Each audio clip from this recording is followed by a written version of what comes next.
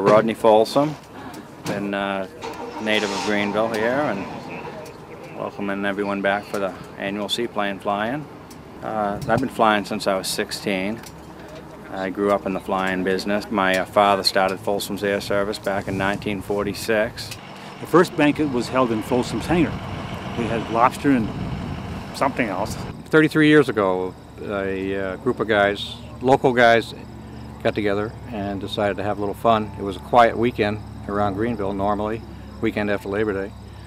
So invited a few people up. Dave Quam, who just started, or the Seaplane Association had started, so they got in touch with him, and one thing led to another. Dwayne called me and introduced himself, and he said, we'd like to get a fly-in going up in Greenville. And I'm on the telephone, and I said, that sounds fine, but where's Greenville? He says, up on Moosehead Lake. Where's Moosehead Lake? He says, in Maine. Okay, got it figured out. I'll find it on the map. Looked on the maps, oh my God, it's way up in the middle of Timbuktu. He kept coming back to Greenville to ski and swim and canoe and so forth. So rather than come up here from southern Maine all the time, I moved my business here 12 years ago.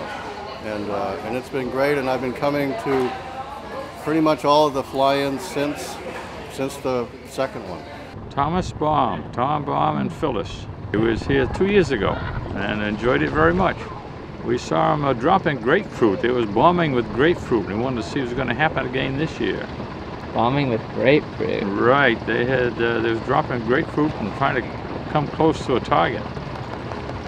Did they succeed in hitting anything? I didn't see him hit anything, but they came awful close. I'm glad I wasn't in the water with them. And to make it interesting, we decided to have some contests. See who could get off the water first with the same type of airplane and horsepower. Who could make the best landing? Who could drop a milk bottle filled with water to hit the mark? So we had little contests among ourselves, and takeoff contests and so forth.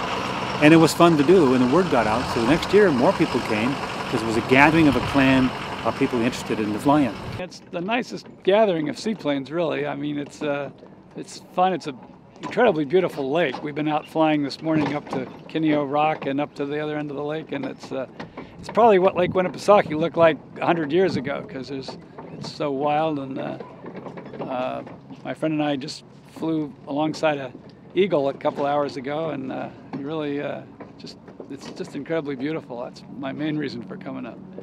It looks like helicopter contraptions. That would be fun to go up into. What are they called, do you know?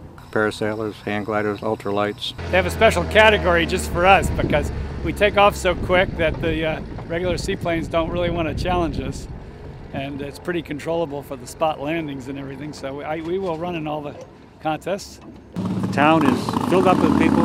If the weather's good, they line up their chairs at the fishing game area and watch the contest. There's booths inside the hangar. Sometimes there's a few aviation seminars inside the building, but we try to keep it entertaining. As a whole, they're all awful nice people. I mean, it's great people from different walks of life that use their airplanes recreational to people like myself that do it for a living. Yeah, all kinds of different people, but they're all a lot of fun.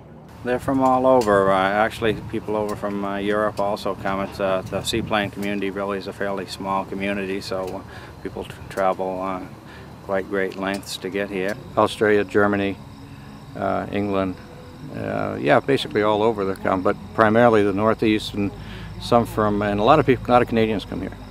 Ontario, Quebec, New Brunswick. It's like coming back to a huge family reunion. We know a lot of people from the past you haven't seen for a long time, and that's nice, and that's fun. I hope I can keep coming back. It puts everything in perspective, you know.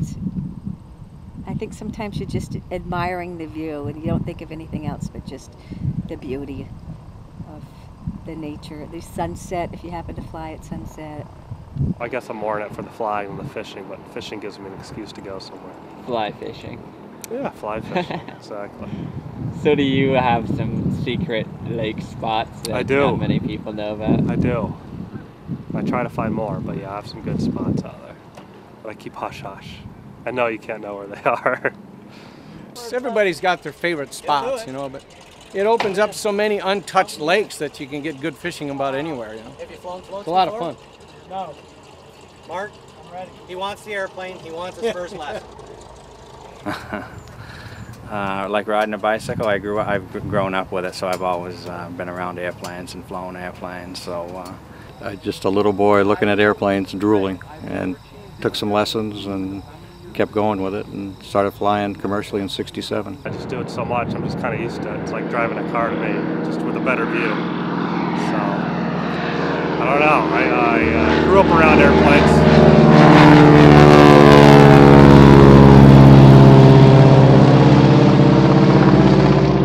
My father is a pilot, so I grew up around airplanes, so I've been in airplanes all my life, so it doesn't really feel much different than anything else that you'd know, driving a car. My father trained me when I was a kid, 14 years old. I started flying family airplanes. I was fortunate to have a flight instructor in the family. It's in your blood, I guess. It stays there. I'll fly until you can't fly any longer. I just talking to a good old buddy of mine, a retired Delta guy. He's 79. He's still flying around, going to Labrador fishing, and, just having a great time. Once I got on floats, it was just a whole new area of adventure and excitement. The landing, the takeoff, the freedom. And I think the freedom is probably the biggest part. The adventure, the places you can go and see, the small towns.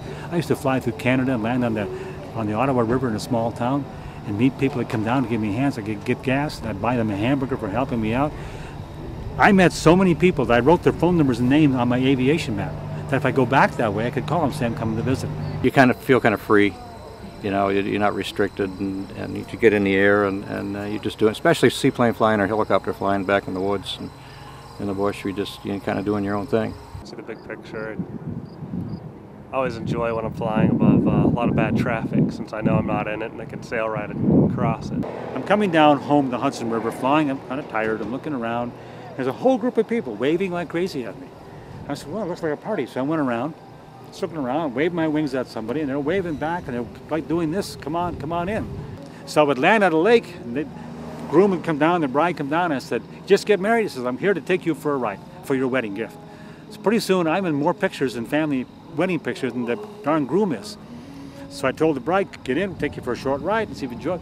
Groom says, no, I don't want to go. He didn't want to fly, so I didn't want to embarrass him. So I said, well, I'll be back in an hour and a half. He changed his mind. He got in the airplane. I made it a short ride so he wouldn't get sick on his wedding night, so to speak. God, I hate to be responsible for that, ruin that. So I came back, and here I am, frosting on the fingers, cake and ice cream, had a wonderful time. And I met 20-some people I never saw in my life, and I befriended 20 new people. That was exciting for me, and that was, I think, a little bit of an ego trip there, because you got this airplane pulled up to the dock.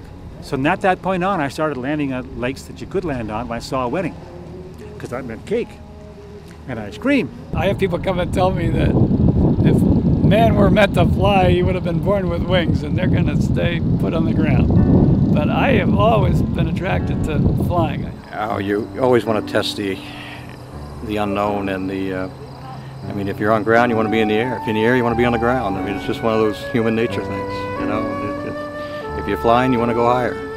It's just one of those things. Curiosity. Curiosity.